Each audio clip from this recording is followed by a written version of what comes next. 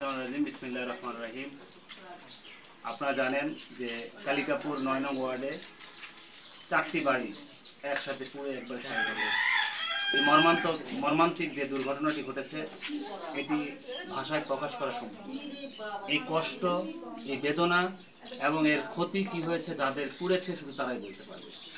আজকে আমরা এখানে এসেছি গত কয়েকদিন আগে বড়াইগ্রাম গুরুদাসপুরের মাননীয় সংসদ সদস্য প্রার্থী, বাংলাদেশ জামাত ইসলামের প্রার্থী, এমপি প্রার্থী মাওলানা আব্দুল হাকিম উনি এসেছিলেন। উনি তাদের এই দুর্দশা দেখে বলেছেন তাদের পাশে ওনার সহযোগিতার হাত বাড়িয়ে দিবেন।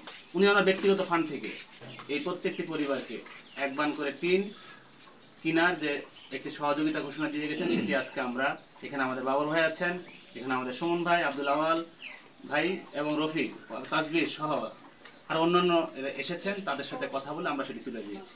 এটি আমাদের পক্ষ থেকে খুব বেশি কিছু না, হাকিম ভাই বলেছেন এটা তার পক্ষ থেকে অনেক বেশি কিছু না, কিন্তু এর মাধ্যমে উনি একটি বার্তা দিতে চেয়েছেন যেন সমাজের অনেক বিত্তমান মানুষ আছে তারাও যেন তাদের পাশে এসে দাঁড়ায়। আমরা বলবো আপনারা যারা এখনো এখানে আসতে পারেন নাই, আপনার অল্প সহযোগিতা হোক, সেটাও যেন আপনি একটু এসে এই পরিবারগুলোর পাশে দাঁড়ান।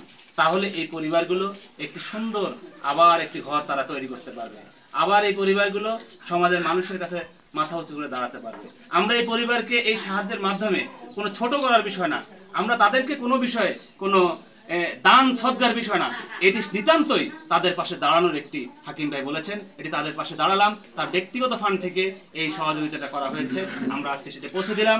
আমরা সকলের কাছে দোয়া করি, আল্লাহর কাছে দোয়া করি এই পরিবারটা যেন, এই পরিবারগুলো যেন দাঁড়িয়ে আবার মাথা উঁচু করে দাঁড়াতে পারে। সে উদারতা আহ্বান রেখেই আমি আমার কথা শেষ করছি। আসসালামু আলাইকুম।